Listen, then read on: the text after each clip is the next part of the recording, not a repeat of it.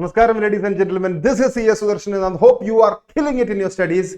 Exams are very near. An audit of items of financial statements. The revision is happening right here. And what I want to say to you guys is that the part 1 regarding the share capital reserves and surplus, borrowings, trade receivable, trade payable, and the cash we have done. And that is in the part 1 video. This is part 2. And if you are watching this first, then watch this first because this is beneficial. And because this is the easiest stuff. Once we learn the easiest, we'll go to the other stuff. So other part. Okay. So without wasting any time, we'll directly go to the things. Directly go to the topic. The chart is there in the description box. There will be my Telegram channel link. You can take it. You can take the chart from there. Okay. And why I would suggest a chart approach is better for this chapter is that purely because this chapter requires a structure. Every topic looks the same. So it will be very hard for you to learn and memorize and remember from the book itself. Because book, if you look, every page looks the same, right? In every faculties, every book. So I would suggest I have made this chart. It would be easy for you. And if you have any book, do it from the book, but keep this chart along with you. So, and use this for revision. Everything in the book is mentioned here. So don't worry about that. And understand one more fact, that is, every topic, 5 points is what we need per topic. Other points, just read it for MCQs. That's it. So first is existence. Inventory, we have this much. Existence, completeness, valuation, and rights. So existence means you went to audit. In the continuation of the previous video, you went to audit boat, the earphone company boat, and there you saw in their balance sheet inventory figure 2 crore rupees. Inventory. What is the inventory of boat? These earphones, watch, smart watches, all these things, right? So inventory will be there. And one more thing you have to understand, boat is now manufacturing their products also in India. So they'll have basically 3 types of inventory. One is the raw materials, the plastic, magnets, everything for their earphones. Number 2 is work in progress. The raw materials that are made into finished goods but not yet reached the finished goods standard. That is work in progress. Then they will also have the finished product with packed, perfect product for sale, earphones. So the valuation of inventory will be based on these 3. Don't worry about anything. I know sometimes it will be becoming complex for you, these terms. I'll break it down. Don't worry. Chalo, let's start with existence. So in board's financial statement, you saw inventory of 2 crore rupees. So now as an auditor, you have to make sure that this inventory is actually there. This inventory actually exists. It is not a fake inventory or something. The physical form of inventory exists. So how you as an auditor will check that? That is what we call auditing of existence of inventory. Existence procedure, audit procedure to check existence. First is entity's plan for inventory count. Auditor has to understand what is entity's plan for inventory counting. What is their plan? First you have to ask the company that. Then you have to know about the consigned goods to be segregated. You have to ensure that the consigned goods are segregated. Consigned goods means, just look at here. Yeah, there will be some company. Imagine company A, company B, and customers are also there. Company A may send some goods to company B to keep it, and company B has to sell these goods basically on behalf of company A. So here he is the consignor and you are the consignee, like that. So some boat may have some kind of goods lying in their godown. Imagine boat has, this is the boat's godown, and these are all goods. Sometimes 2 carton of goods may be consigned goods. So you as an auditor should ensure that these goods are segregated and separately kept somewhere. Okay. Then participate as an auditor, you should participate in inventory counting. When inventory counting is happening, go and participate in that. That's it. Then, because then only you will know whether physical 2 crore of inventory figure is shown in the balance sheet. To know whether it actually exists or not, you will go and participate in the inventory counting. So you'll see whether 10 crore rupees inventory is there. You can count, right? Then auditor will do the test counting. When he is participating or after that, he'll do the test counting. And this test counting includes, what will include? This is what I call, I means observing. Observing whether the employees stick to the company's plan for inventory counting. This is the point. I'll show it to you. Observing whether the employees are adhering to the agreed plan of inventory counting. Adhering means sticking on to. First thing you have to see. When you are doing the test count, see whether the employees of that company, boat's employees, are observing. You have to observe whether those employees are sticking on, adhering to the agreed plan. We had a plan here, right? Whether employees are following that plan or not, you have to observe that first. Then appropriate supervision on count procedures. Ensure that there is appropriate supervision on the count procedure. As an auditor, see, when you are just being there, there should be someone supervising all these things, right? Ensure that there is an appropriate supervision happening on the inventory counting. Then all items of the inventory are properly, this means tagged, tag. Because if boat is having an earphone, 1,000 earphones will be put in a one big carton, one big box, right? So there should be some tag or some sticker or something on the thing, right? 1,000 boat stone earphones, boat stone Bluetooth speaker is there, the tag. Ensure that all the inventories are properly tagged. Then amounts are on, rupee means amount. This is how I am teaching you, because you don't have to, if you study like this, every page looks the same, so it will be hard for you to recollect. But if you look like this picture, if you study once, then these kind of things are very easy for you to memorize. That is why I would say go to the Telegram group, take the chart. So rupee on tags means ensure that all the amounts of price, amount of these boat earphone, everything is mentioned on that tag. Okay, see, where is it? Assuring that all items are properly tagged, observing that proper amounts are shown on tags. Okay, ensure that proper amounts are shown on tags. Then auditor has to stay alert for empty boxes. Auditor has to stay alert for empty boxes. What I'll say, some companies, I'm not saying both, some companies, what they do is in their balance sheet there will be 10 crore inventory written. That is like one box of 1 crore, 10 boxes like that. That is what they say. This hypothetical example. But what will be but when the auditor goes to checking, what will happen is that sometimes only 8 boxes will be having earphones. 2 boxes may be empty boxes with some stone or something, just to show the weight. I'll tell you why the companies are doing this. Because when company shows that 10 crore inventory, actually company only has 8 crore inventory. But when they're showing they have 10 crore inventory, with that balance sheet figure, they can go to the bank and take loan based on this. Overdraft, all these things are coming based on inventory value. So company will do fraud like this. So you have to ensure that as an auditor, you have to stay alert for empty boxes. Got it? When I'm saying this, visualize yourself doing a physical inventory counting. Then you will understand. Okay, this many things. When you're doing the test count includes all these procedures, right? This is test count includes all these procedures. I've written only 5 here because 5 to 6 is only what is enough. Other points you can just read it down. With any book you have, there will be written. You can read it down. Or if you want this from this book, you can take a pause and take a screenshot or something. Other many points I've written. Okay. Then what you have to do is that if company boat is following periodic system of inventory counting, I'll say what is periodic system. If boat is following periodic system of inventory counting, then inventory counting happens at the end. If boat is following perpetual system of inventory counting happens at interim dates. Perpetual system, periodic system. I'll say what is periodic system. Periodic system means stocks are updated at periodic intervals. Means I'll say perpetual system means stocks are updated on real time. If you go to Flipkart and see for a Louis Philippe shoes, formal shoes, Louis Philippe shoes, anyways, for your articleship, you will have to buy all these things. So if you went to Flipkart and see Louis Philippe shoes, quantity 10 will be there.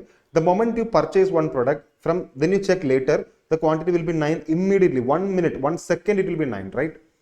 That is what we call perpetual system of inventory. Stock is updated real time. One product is sold, immediately that is reduced from the stock.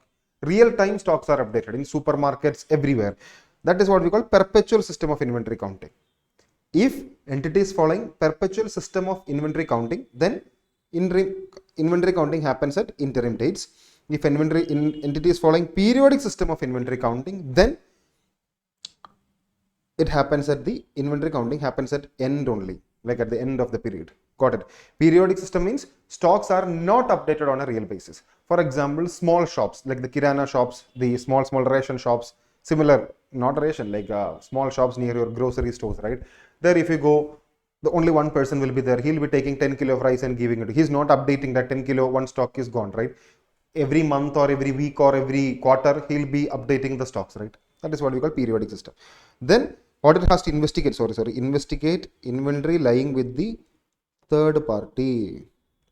Auditor has to investigate all the inventories lying with the third party. That means boat may have some of its inventories with any third party. So auditor has to investigate whether boat has any inventory with the third party and what is its condition, all these things. Okay. Yeah. When entity here, confirm or investigate any inventory of the entity lying with the third party. Got it, right? Existence, I hope you understood. Then we'll move on to completeness. Completeness means whether in balance sheet of boat there will be written inventory 10 crore. So there may be many items of inventory for boat, right? Sometimes this smartwatches, this is a normal watch, smartwatch boat is producing, earphones boat is producing, Bluetooth, bigger speakers, smaller speakers, many items of inventory boat have, different items. So sometimes how will auditor make sure that this 10 crore, because in balance sheet only the total figure will be there, how will auditor identify this 10 crore includes all the inventory? That is what we call completeness. Auditor, how will auditor check that? That is what we call audit procedure to check the completeness. As per completeness, auditor has to, not auditor, completeness means all the items that should have been recorded have been recorded. All the items of the inventory should be recorded in the financial statements, right? So how will auditor ensure that? First is perform UNB and reconcile PIPC third party.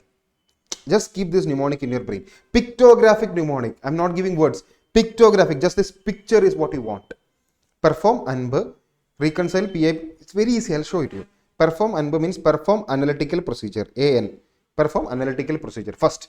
Then perform purchase and sale cutoff test. Simple as that. Cutoff test means all the inventory only of that one accounting period is included in that. That is what we call cutoff.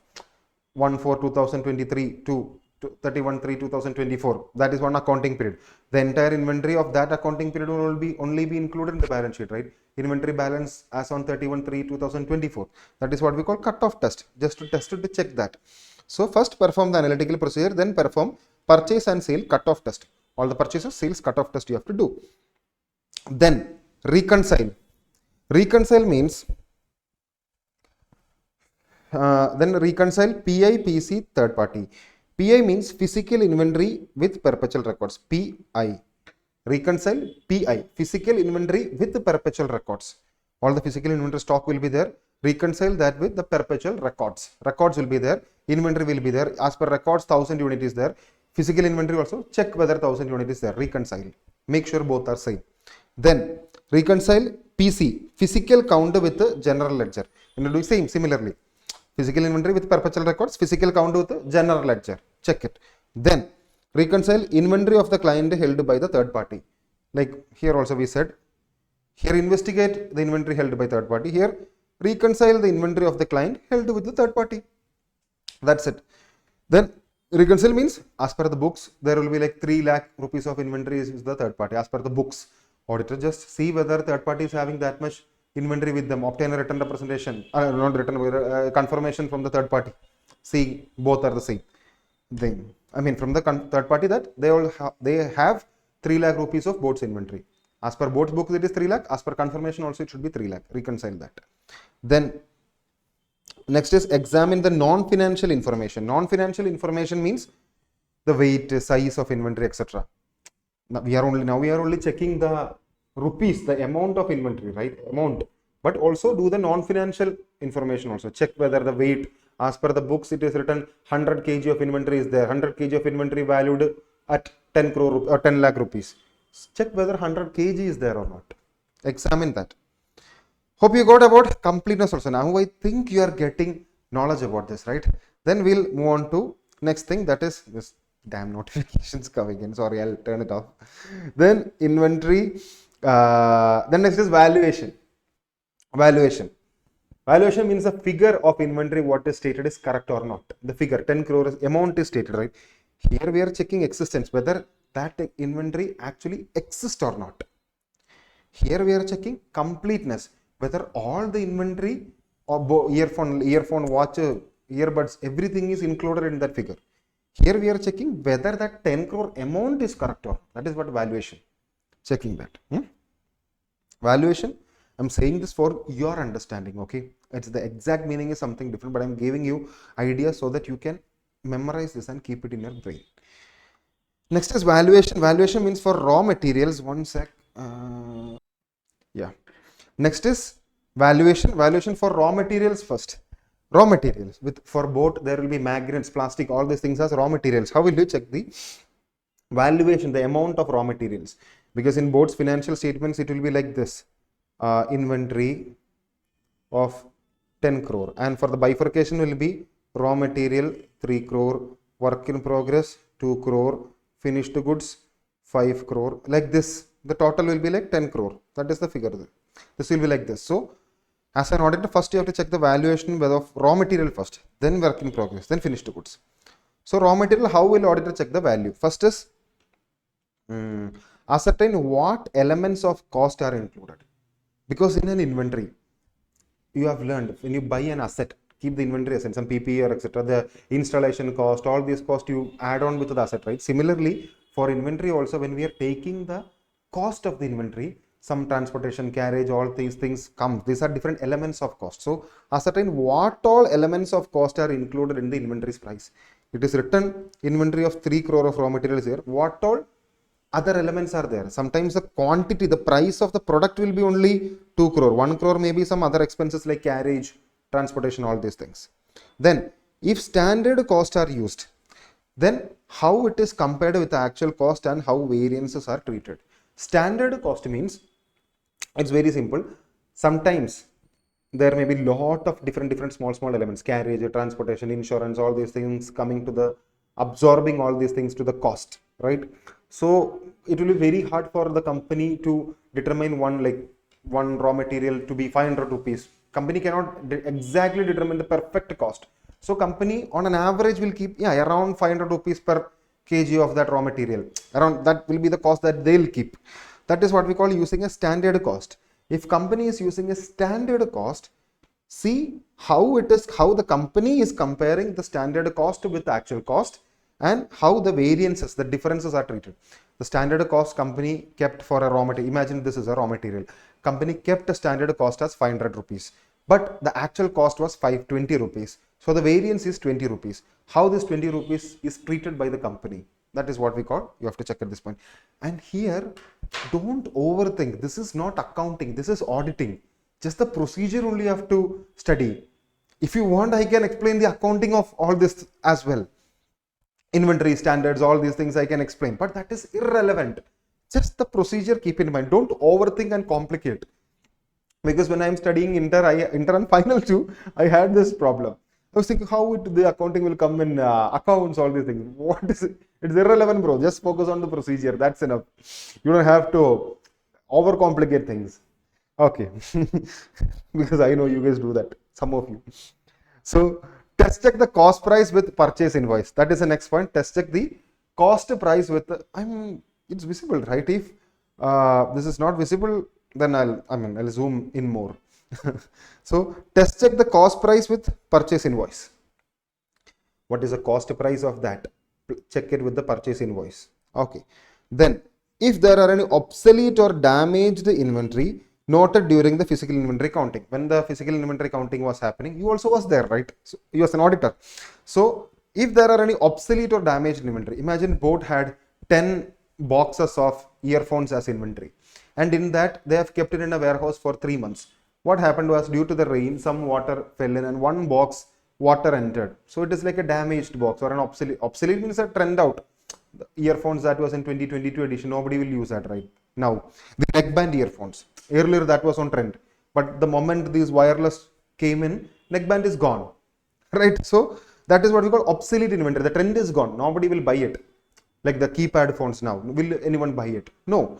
So if there is any obsolete inventory lying with boat or damaged inventory lying with boat, then as an auditor you have to see how those inventories are valued. Give you 10. Where was that example we drew something, right? Boat had this much inventory. This the consigned goods, keep out of your mind. Imagine boat had this much inventory, 6 boxes of inventory there, and this one box, what happened was that this one box is damaged. So the price of each of All these boxes is like, just for understanding, 100 rupees per box. Imagine that is a price. So what is the price for this damaged product? Damaged product should be sold at a below price, right? Either it should be sold or it should be repaired, whatever it is. The price of this will be only like 70 rupees or 50 rupees or something, right? So as an auditor, you have to see, you have to follow up their valuation to establish a realistic net realizable value. Because I told you, company may overinflate their price to get, overinflate their inventory amount to get more loans. So company may hide that their one box is damaged. They'll also put this box also as 100 rupees. This also has 100 rupees they'll put, so that their inventory total figure will be more and they'll get more money also. So as an auditor, you have to see a realistic method is used to value this, and the actual value is only 70 rupees. Make sure the actual NRV, net realizable value, is only what they're putting there. Okay. NRV means these products are good products, so they will be sold at 100 rupees itself, the normal net realizable value. But this is a damaged product. Damaged product can be, the NRV will be lower. Got it, right? Okay. Then these are the things that we need to keep. For valuation of raw materials, you got this much. Then valuation of work in progress. Ascertain how the stages of production or value additions are measured. How the stages of production and value addition are measured. I'll show it to you. Imagine this is the line of a life cycle, the production line of an inventory. Here the inventory is a raw material, and when it reaches here, it will become finished goods. So the inventory which is at this stage, almost in the middle of any of the stages, what we call a work in progress, right? So the raw material cost of the inventory is 10 rupees. In here, some melting, some ironing, drilling, something happened to the inventory. The inventory was just a magnet. Now plastic attached to the magnet to make it a earbud. So here another 20 rupee added. Here another 30 rupee added. So many processes are there, like different stages are there, right? Stages. So if the work in progress has reached this stage, what will be the cost of work in progress? 10 rupees plus 20 plus 30, right? So similarly, and 10 should be excluded because 10 is included in the raw material cost. So work in progress cost will be around like 50. I'm not talking about accounts, for your clarity I'm giving. So different stages of production are there. So how the stages of production and value additions are measured, how they are actually measuring this, you have to ascertain that. Then second point is ascertain what elements of cost are included. Same point from here. See, same point. Ascertain what elements of cost are included. That is why using a chart format is better. When you are writing exam, if work in progress, they asked about raw material, work in progress and finished good. If you got the first point in work in progress and you forgot the second point, still you will remember in that chart there was a line like this. So that means the first point, there is a second point here, like that, and the second point here is the first point in the next thing. Brilliant, right? I'm not brilliant, please. Putting it for your understanding. I'm just joking. So leave it. And so that is one thing. Then ensure that the material cost exclude abnormal wastage factor. Abnormal material cost, the total cost of the material, it excludes the abnormal wastage factor. Make sure abnormal wastage factor means some wastage of raw materials you learned in costing, right? All the material cost excludes all the abnormal wastage that happened. Simple. Then for finished goods and goods for resale. So inventory, raw material was there, work in progress is there. Now valuation of finished goods. How? The auditor will check now we checked this value, we checked work in progress also, we checked whether the value is correct. Now we are checking the finished goods value. This is in the balance sheet inventory. This will be written like this. What kind of a bad handwriting I have. Swipe all of this off. Whatever, you understood, right? I'll improve the handwriting from the next video. This is a chart that I made quick. Exams are near, right? So that's it. Then we'll focus on finished goods for resale. Inquire what elements of cost are included. Same point. What elements of cost and overheads are included. Then ensure that inventory is valued at if inventory is valued at net realizable value, if it is likely to fetch value lower than cost. Ensure that, I'll show it to you so you'll understand where it is. Finished goods. Finished goods, where it is, finished goods. PP, not PPE. Valuation of finished goods. Inquire as to what costs are included and how they have been established. Just and don't think of learning everything line by line. It is very hard for this chapter. So this chapter focus on the crisp keywords. That would be better, I would suggest. Now the rest is upon you. So ensure that the inventories are valued at a net realizable value if they are likely to fetch a value lower than their cost. Ensure that inventories are valued at a net realizable value if they are likely to fetch a value lower than cost. Simple example. Where is it? This one itself. All the inventories are good inventories, so they will be fetching good value, the perfect value. But this one inventory is a damaged inventory, so all these kinds of inventory, they cannot fetch their cost, the exact value, right? So it will, the cost to produce this inventory was 80 rupees, and all these can be sold at 100 rupees. But this, since this one is damaged, so it is selling at a price which is lower than the cost. This is the cost, this is the net realizable value. That is what is written here. See, ensure that those kind of inventories are valued at NRV. Make sure those damaged inventories or those inventories which cannot be even sold above the cost, if it is sold below the cost, then it should be valued at the NRV. Got it, right? Yeah. Then ascertain the net realizable value of obsolete and damaged inventory. Same. Obsolete and damaged inventory I showed you. What is the NRV of obsolete and damaged inventory? Ensure that inventories are valued at NRV if they are likely to fetch a value lower than cost. Okay. Then ascertain the NRV of obsolete damaged inventory. For that, what you have to, how will you ascertain the value of a obsolete or a damaged inventory? This can be a question. Keep in mind. So these 4 points you have to write. First is ask the client for inventory aging split, inventory aging report or inventory aging slip. That is how old these inventories are. Both may have some sort of an earphone from 2022 which are not sold, like 1000 quantity they produced, only 800 sold, so 200 may be lying with them. All this will be there, right? So ask the client for inventory aging split. What is how many years old inventories are there? Then compare the recorded cost with the replacement cost for every inventory. Imagine it's a finished good. The total cost was 80 rupees that we learned there. What is the replacement cost? Compare both. Recorded cost is 80 rupees for finished goods. Replacement cost, what is the cost? Replacement cost means the money that you will have to spend now to produce the same product. Imagine this is a Boat earphone and it took me 3 months to produce this. So 3 months total cost comes to 80 rupees for this. 80 rupees for this. But if I have to produce this now, what will be the cost? Because 2 months back the labor was cheaper. Now the labor is more. So labor cost on this will increase by 2 rupees. This will become 82 simply. Material cost 2 months back was lower, but now the material cost has increased. So that also will increase too. So if I have to produce the same inventory now, what will be the cost? That is what we call replacements. Compare both. Then examine the vendor price list to see whether recorded cost is less than the current market price. See whether the recorded cost is less than the current market price. Examine the vendor price list, not the vendor's price list. You have to check to see where it is lower than the current market price, recorded cost. So here also both points for your easy remembering, I'll show it to one thing.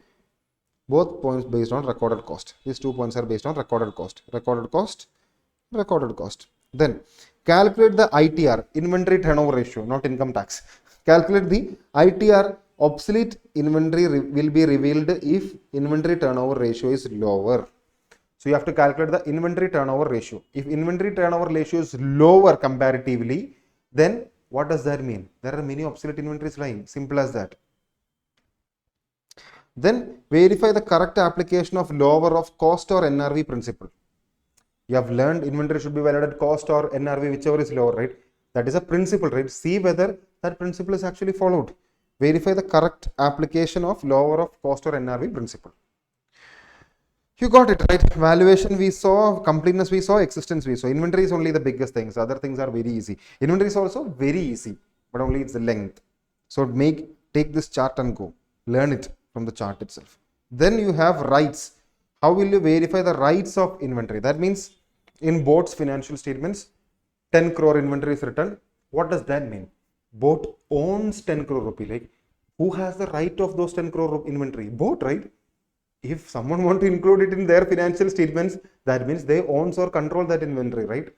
So as an auditor, how will you make sure boat has ended, they have 10 crore inventory? How will you make sure boat owns or controls this 10 crore inventory? That is what we call how auditor will check the rights on that. First thing auditor will do is that auditor will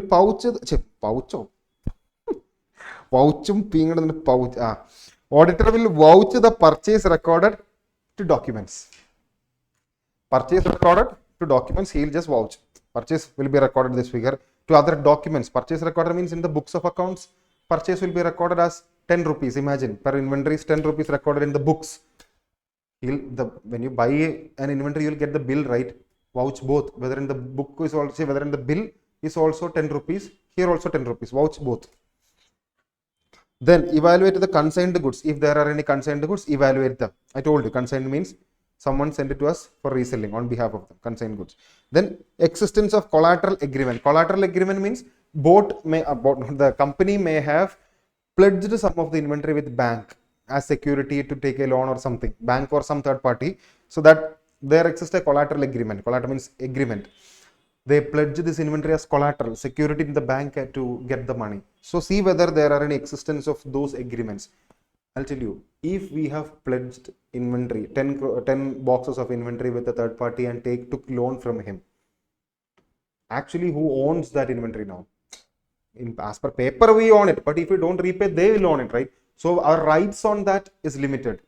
Actually, if I have given this to someone to obtain a loan, and if I want that inventory now, will I get it? No, right? So I don't have rights over that inventory now, right? So we are checking the rights. So for rights, we have to observe all these things. I'm just giving you more clarity. Audit with clarity, that is what I put forward to you. So vouch purchase recorded with documents, evaluate consigned goods, existence of collateral agreement. Then review the consignment agreement.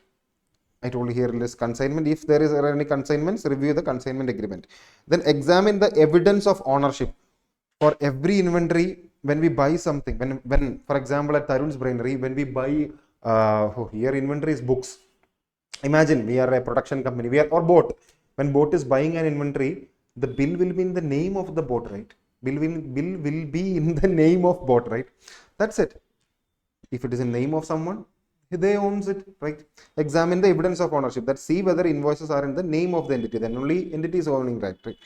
Then if inventory held by the third party, if any inventory of boat is held by the third party, make sure you obtain, as an auditor, obtain a declaration from the third party on their letterhead, signed by their authorized person, confirming that inventory belong to the entity and are held by the third party on behalf of entity. That means if any inventory is held by any third party, you will ask the third party to give a declaration or a confirmation that the third party will give a confirmation like a paper.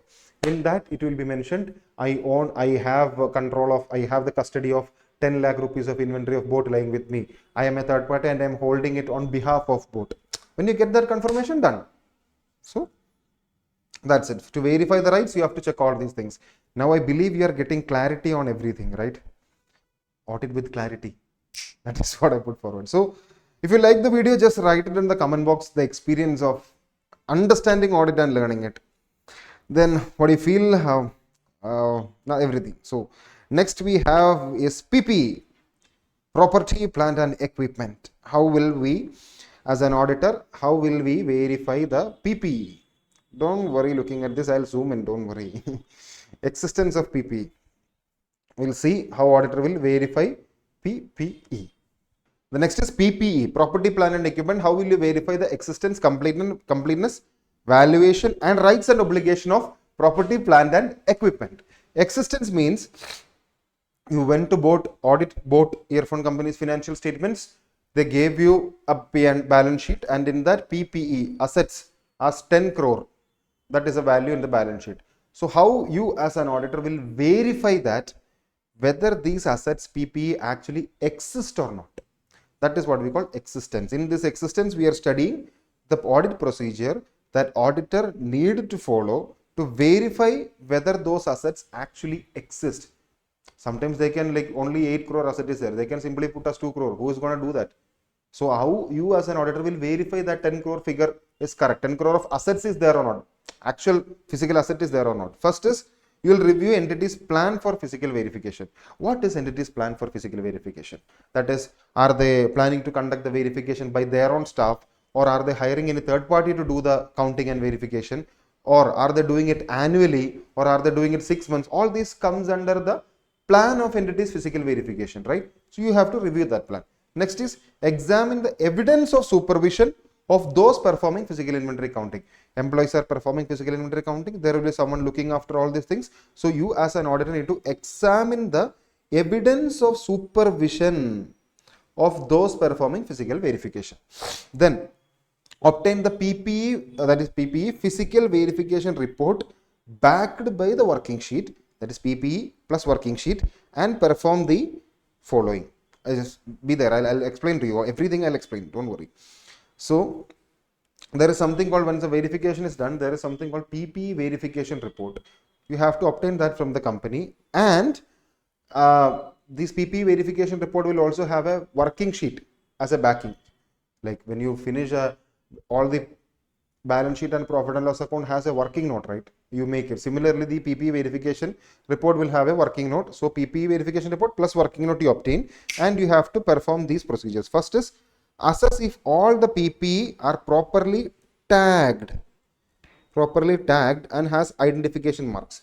Many assets are there. Imagine you come to THARUN'S Brainery or classroom, like hundreds of benches are there. So all these benches are our assets, right? So all the benches will be marked, it will be properly tagged. Bench number 1, 2, 3, 4 tags will be there, stickers will be there, and in that identification marks will be there. So you as an auditor need to assess whether all the PPE of the company has been properly tagged and identification marks are also there, because 100 benches are there. Imagine someone, so this is just a hypothetical example, someone took one bench from THARUN'S brain because it's a big thing, nobody can steal it. But imagine if it's a small thing.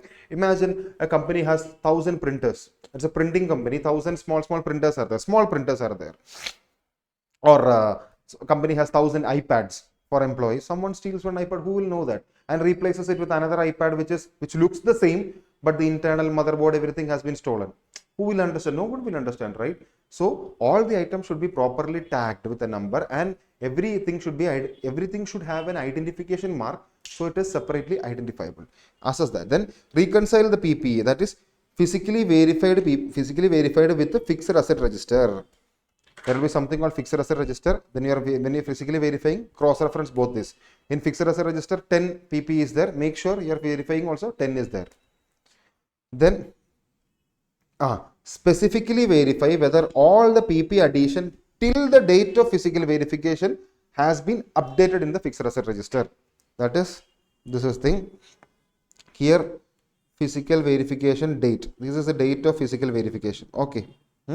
All the additions till this date, all the additions, that is all the new PP that we have bought, all the additions till this date should be updated in the fixed asset register. Make sure that all the additions till that date is updated in the fixed asset register. Specifically verify whether all the addition till the date of physical verification is updated in the fixed asset register. Then verify any discrepancies found in the physical verification and see the manner in which they are dealt in books of accounts and financial statements. Verify any discrepancy found in the when we are physically verifying, you may find some discrepancies. If any discrepancies mean some differences, variations, anything, then if you find anything, then see how they are dealt in the books of accounts, how the company has dealt with that in the books. Okay, you are not physically verifying, they are physically verifying mostly. So then the completeness. Completeness means how you as an auditor will ensure that the company may have 1,000 PP or 100 PP assets, 100 benches, desks, everything will be there. So the total of this figure will come in the balance sheet, and only the total. So how actually completeness means all the things that should be recorded, should have been recorded, have been recorded. That is what we call completeness, right? In assertions we learned that. So how you as an auditor will make sure that all the assets of the company, all the PP has been recorded in the balance sheet. For that you have to check completeness. For existence, whether all the assets recorded in the balance sheet actually exist. Completeness means whether all the items that company have, all the PP that company have been recorded. 100 PP company have. What if company have only recorded 95 in the books? So how will you verify that, whether everything is recorded? First is verify the movement in PP schedule, that is opening balance, addition minus deletion is equal to closing balance, right? That is a movement of PP schedule. Movement in PP schedule. The entire assets, there will be something called PP schedule for the company. So verify the movement in that. Movement in that means what was the opening balance, what were the additions, PP bought this year, what was the PP sold this year, deletions, closing balance. Verify all that, movement, the changes. Then check the and verify the movement and tally the closing balance to books of accounts. PP schedule and books of accounts are there. Make sure the closing balance of here is also here. If there are furniture is 10 lakh, the closing balance here, make sure books of account also has furniture closing balance as 10 lakhs. Then check the arithmetical accuracy of PP schedule. For that, check the arithmetical accuracy. PP schedule you got. Make sure the amount in that, the calculations are proper. Sometimes 1000 was the opening balance, plus 100 this year added, minus 20 deleted. Depreciation is also there. Some calculation mistake may come in, right? So make sure that you check the arithmetical accuracy, that there is no calculation mistake. So remember it like this. This is movement in PP schedule. CAR is what we call movement. Movement in PP schedule, and tally the closing balance with books of accounts, and AA means arithmetical accuracy of PP schedule. And to check the arithmetical accuracy, tally the opening balance to previous year audited financial statements. And for that, tally the opening balance of this year to previous year closing. See whether both are correct. Then for additions, to check the arithmetical accuracy, you have to do many things, right? Because in the PP schedule, I told opening balance. So first you have to check opening balance. Then you have to check additions. That is, for additions, to check the arithmetical accuracy of additions, do this. To check the arithmetical accuracy of deletions, do this.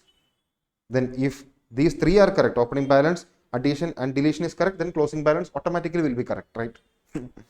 To check the arithmetical accuracy for additions, you need to, for material additions, for the most important or expensive or high priced assets, for the material additions, verify if expenditure meets AS10 criteria. Because you can recognize an expenditure as a PP only if it meets meets AS10, accounting standard 10 criteria, right? So verify that. Verify whether that expenditure on asset met AS10 criteria. If it met, then you can recognize it as an asset. Then spare parts, standby equipments and servicing equipments. Spare parts, standby equipments and servicing equipments recognized as per AS10. You have to make sure recognized as per AS10 when they meet the definition of PP only. Else it is recognized as inventory. Okay. Then ensure the day-to-day servicing costs are not recognized as PP. For spare parts, standby equipments and servicing. All these things. Imagine it's a company, Toyota. Toyota may have a lot of spare parts coming in. Then standby, not Toyota, we don't take Toyota, it will be complicated because that items can come as inventory. Take a different company, spare parts will be there, standby equipment will be there, servicing equipment will be there. Spare parts and standby equipment can be recognized as asset only if they meet AS10 criteria, and servicing equipment should not be recognized as asset. Ensure day-to-day servicing cost. Servicing equipment also, if it meets criteria, then can be recognized as asset. This is servicing cost. Ensure the day-to-day servicing cost is not recognized as PP. Servicing equipment, if it meets AS10 criteria, it is an asset, else it is an inventory. Servicing cost is not recognized as PP because it's a revenue expenditure, right? Then to verify the date of addition, test purchase invoice or installation certificate. When you are calculating depreciation is calculated on the date, on the basis of date on which the asset was purchased, right? If it was purchased 6 months, then 6 by 12, you do all these things, right? So to verify the date, how will you verify the date? Check the bill. In the bill, what is the date? That is the actual date. If the asset was purchased on March, then as per the bill, it will be March, right? So to check the date, to verify the date, test the purchase bill, that's it, or installation certificate. Simple, because installation certificate means, one more thing you have to keep in mind, sometimes they will ask you a practical question, that is, installation certificate means asset was bought on June, but installed, so as per the invoice, it will be on June, right? But it was installed on only December. So installation certificate, the date is December, right? So from which date you will take the depreciation? All these things can come in. So if it is an installation demanding asset, then focus on the installation certificate. Verify the date from installation certificate. It's not accounts. Remember, it's auditing. You only need to know the procedures and process. I just told you this purely because they may ask some MCQs or case scenarios. What if they put in? So verify whether PP additions are approved by authorized personnel. When there are PP additions happening, make sure you as an auditor should verify whether it is properly approved by the authorized personnel. Okay, when you're adding one asset, simply some employee cannot buy an asset and add it. No, authorized personnel should approve it. Verify that PP additions are approved by authorized personnel, that is senior management or seniors, managers, all these people. Then verify whether proper internal process were followed to finalize the vendor for procuring PPE. That means, that is very important. That's very important. Verify whether, read it once more. I'm reading it everything twice so that you will get the clarity more. Just spend time, no worries. Verify whether proper internal process were followed to finalize the vendor. I'll give you a scenario. Company has an accountant who sanctions all these things. This company has an employee who the manager asks this employee to buy the PP assets. So the assets, the employee may have a friend who is selling the asset. Imagine Boat CEO Aman Gupta asked Boat's manager we need 10 ACs, 10 air conditioner AC. So manager will say, yeah, I'll buy it. So what manager did? Manager has his relative who is selling AC. Imagine his brother is having an AC shop. Manager immediately went to his brother, and the actual price of the AC in Flipkart or anywhere it is only 25,000. Keep in mind like that. But he went to his brother's shop and bought AC for Boat. Purchased AC for Boat for 35,000 rupees and 10,000 extra by paying 10,000 extra because it is his brother's shop. Money is going to his brother. This manager and brother will take half or something like that. That 10,000 extra. 10,000 extra. So actually who is losing the money? Aman Gupta, Boat company is losing the money, right? So when a company wants to purchase something, a very proper internal process should be there to check what is the prices in Flipkart, Amazon, other different shops, and the lowest price and the best deal should be bought, right? So every company should have an internal process like this when company is finalizing the vendor from whom we need to purchase. So verify whether proper internal process were followed to finalize vendor. Company for procuring PPE. If this year 10 PPE was procured, make sure when on purchasing of those 10 PPE, a proper procedure was followed to get the best price. Someone has done that. To make the proper internal process has been there in the company to finalize the vendor. You got it, right? Then next for deletions, what you have to do? For deletions, understand the reason for deletion. Why deletion? Understand the reason for deletion and manner of disposal. Company may have an AC which is only 2 years old. An AC can run for 5-10 years minimum, right? Company has an AC only for 2 years old and the company, it is showing us the company deleted that asset, disposed that asset. Then you auditor should think, why is that? When auditor checks into investigates it, he identified that. I'm saying all this from the practical examples of my auditing life, right?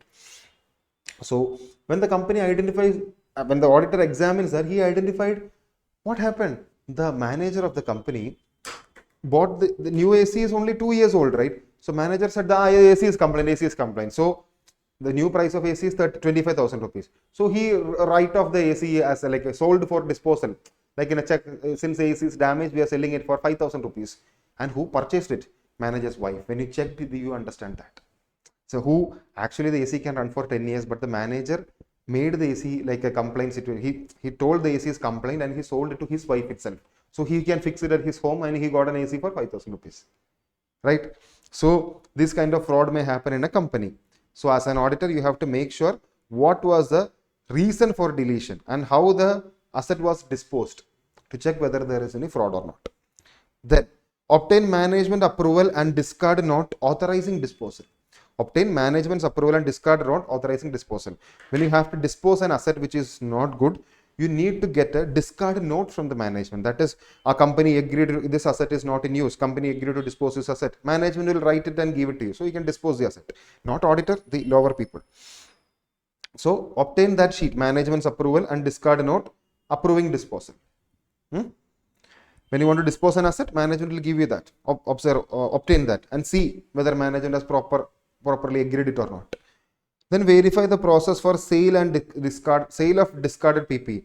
When a PP is discarded, that is taken from use, the AC was working properly, but someone said the AC is not good, so they removed the AC. Now it is kept for sale. In OLX they have put it for sale, not working.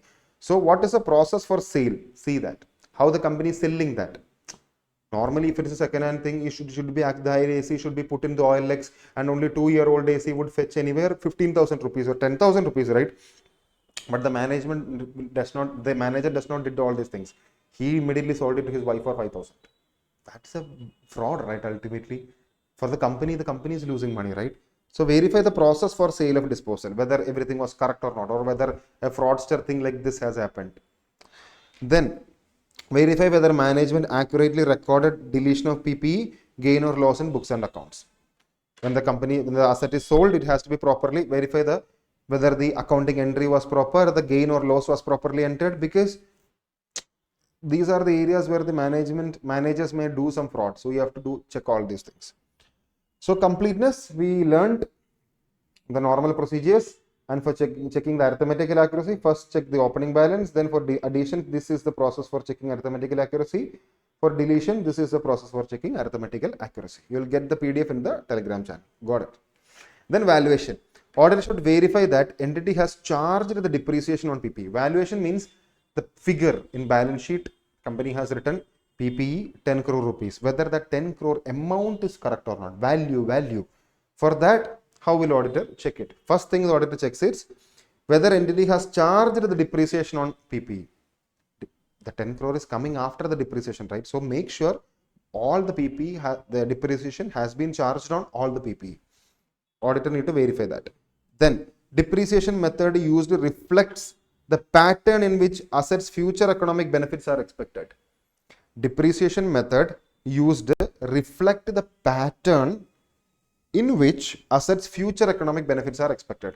Imagine it is an asset. For example, we will take a machinery. Company the boat purchased a machinery, and the thing is that life of machinery is 10 years. And the thing is that this machinery will be best performing in first year. Second year, 10% performance will reduce, right? It's completely performing. It's a machine, right? Third year, it will also reduce by 10%, right? So which method of depreciation is better? You cannot give straight line, right? Straight line means every year it should be straight. But here, it is not, first year it is 10%. Second year, sometimes 15% it will decrease the performance. Third year, sometimes 25% it will decrease the performance. Slowly by 6-7 years, it is gone. That is a kind of, but you cannot expect how many percentage performance is decreasing every year. So which method is better? WDV, right? Written down value. So why are you doing like that? Because the future economic benefit, the machinery, we are using it to produce products, right? So the performance of this machinery we expect in the future is slowly decreasing. So the depreciation method you use should also be similar to that.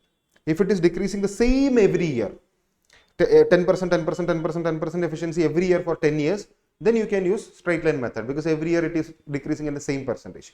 But what a machinery, normally first year it will be performing good, second year 20% down, third year 30% down, it will be going like that. The percentage you cannot calculate. So future economic benefit will be different in different years. So it's better to use WDV there. If it is every year it is the same, then use SLM. So depreciation method used reflects the pattern in which future economic benefits are expected. If the future economic benefits, future things from the machinery we are expecting, if it is same every year, then depreciation method should be according to that. If it is different every year, then depreciation method should be according to that.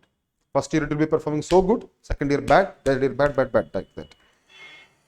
Then whether management has done impairment assessment.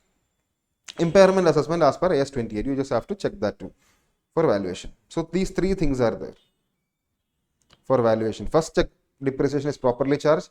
Ensure that the depreciation method is as per the pattern in which future economic benefits are expected. Then whether management has done impairment assessment. Okay. Then rights and obligations. Rights and obligations means 10 crore is put as entities, not entities, the PP is value in the books of accounts. 10 crore is written as 10 crore value of PP. What does that mean? Company, it's an assertion, right? PP 10 crore. What is the meaning of that assertion? Company owns PP of 10 crore rupees, right? So as an auditor, how we will check whether company has right over that asset? Right means whether company owns or controls those assets. How will auditor check that? Because I'll give you the scenario. Because audit with clarity, understand more. What will happen is that company may have 10 crore assets, but company may have pledged some assets to a third party, hand over some assets to the third party and took some loan or something. So the right of that asset is now with the third party, right? Not with us.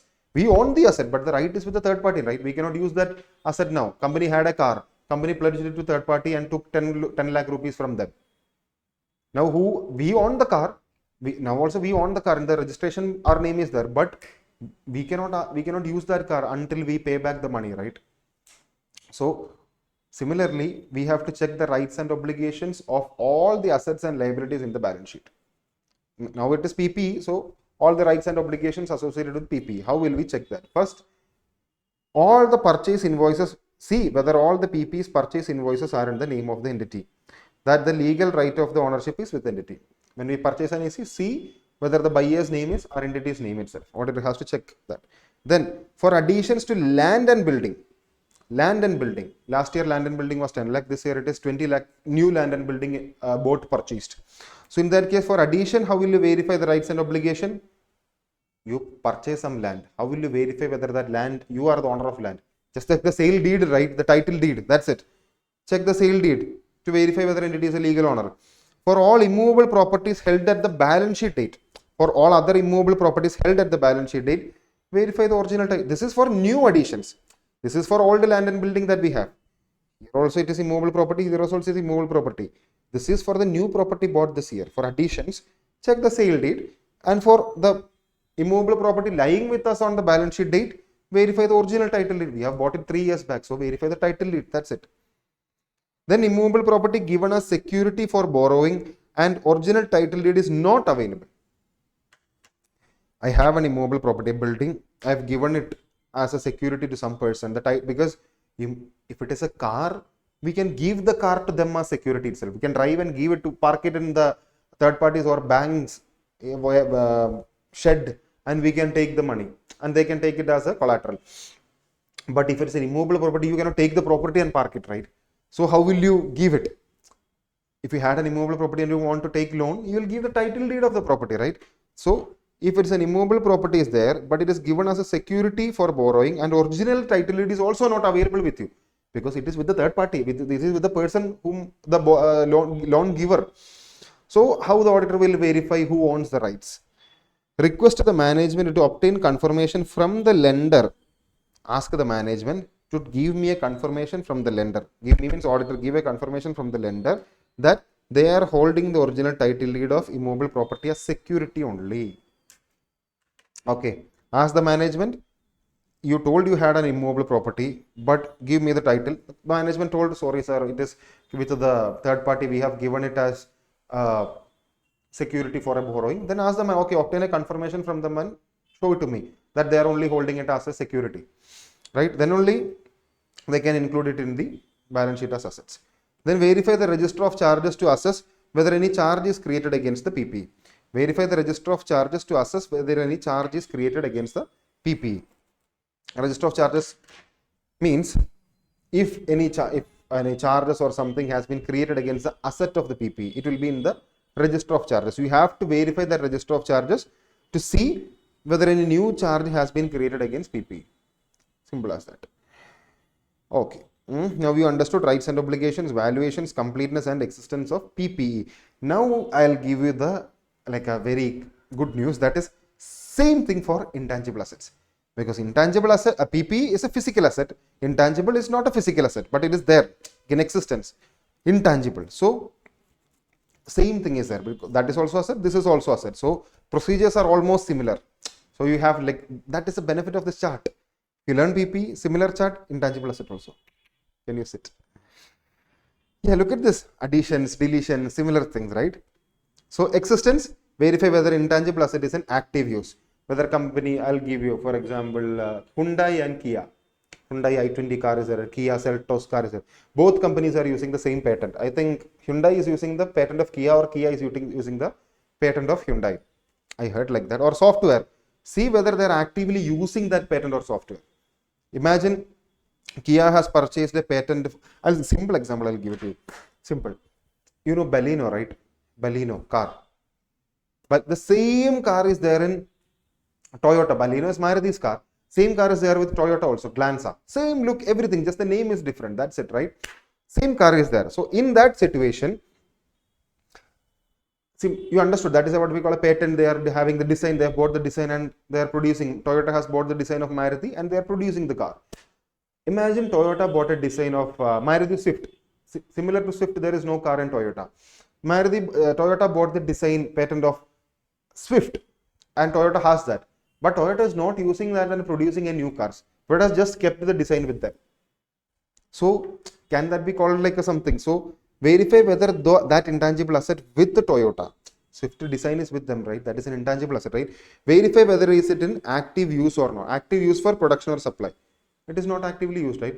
But intangible, the design of Baleno they are using. Design of Swift they are not using. So verify whether it is an active use, first thing. Then for intangible asset not in use, Swift's design, whether deletion is recorded in books of accounts and amortization ceased beyond the date of amortization means depreciation for PP, physical assets. Amortization is same thing for intangible assets. So if it is not in use, see whether the deletion has been actually recorded. If it is not using, see whether Toyota has recorded the intangible asset, the design of Swift as deleted.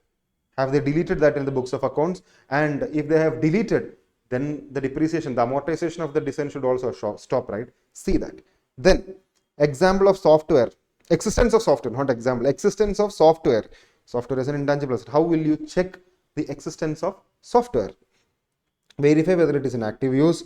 Verify the sale of related goods and services. If you have a software, verify whether that software is properly used and verify the software will be used in the production of a good or a service, right? Verify the sale of related goods or service that is produced or made from the software. Using the software is used to either to produce or support or something goods and services, right? Verify the sales related to that software. Then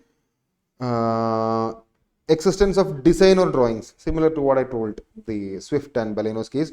Verify the production data to see if products for which design and drawings were purchased are actually produced.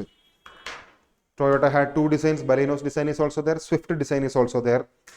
So auditor need to know whether they are actually using this design. When auditor went to their factory, the production data, auditor asked for the production data, Toyota gave the production data. In that, a lot of Glanza is produced. Glanza is similar to Baleno, so same design is used there. But this thing is not produced. Swift design company had, but similar to car is not produced. So you can understand the existence of design of Swift. So it is not actually produced. We'll understand that, right? So auditor has to identify, do all these things to verify the existence of intangible asset. Next is completeness. Completeness. How will you verify? Verify the movement in intangible asset schedule. Check the arithmetic of movement in intangible asset schedule. Same thing. Same thing I bought. Verify the movement in intangible schedule. Check the arithmetical accuracy in PP schedule. Same, right? And for here all the additions, deletions, same point. Same point is here.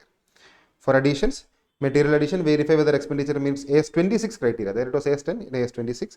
No intangible asset from research is recognized as expense on research. When to make an intangible asset, to make a software or make a design or something, you have to spend a lot of money on researchers, right? So this, make sure this research money is not capitalized as intangible asset. No, it should be capitalized as intangible asset only if it meets the AS26 recognition criteria. No intangible asset arising from research is recognized as expense, is recognized. Make sure. And expenditure on research should be recognized as an expense when incurred. Then to verify the date of use of intangible asset, check the certificate of report. You made a design, then you will make a report that on this date, this design was successful. So to verify the date of use of that design, check that certificate. Verify whether addition is approved by appropriate personnel. We learned that in PP as well. Verify whether proper internal process followed to finalize the vendor. Same thing we learned there. For deletions, similar to PP, same. Obtain management approval and disposal note. Company had a PP and company had a intangible asset software. Company is planning to delete it from the books. Same. Obtain management's approval, discard a note. Verify process followed. Verify management has accurately recorded the deletion, books of account. Same as PP. Valuation, same as PP. No need to. There it was depreciation, here it is amortization. Amortization charged on all assets. Amortization method used reflects the pattern in which future economic benefits. We learned that. Same, whether management did the impairment assessment as per S28. Same. See, charge depreciation method, intangible asset, amortization method, impairment assessment, here also impairment assessment. Ditto copy paste. You can just ditto copy paste. 1 or 2 points are extra. So using the chart will be so much beneficial. Valuation, I told. Then rights and obligation. Verify that all the expenses invoice and purchase contracts are in the name of the entity. To check whether entity intangible asset balance sheet, the figure is written as 10 crore. Software figure or software like patent, the figure is 10 crore. So as an auditor, how will you make sure entity has the rights over the software? Check whether it is in the name of the entity, right? Simple. If it is in the name of the entity has rights over it. Intangible asset and PP. You got it right? It was very easy, I guess. And use these charts. It will be very easy for you to learn.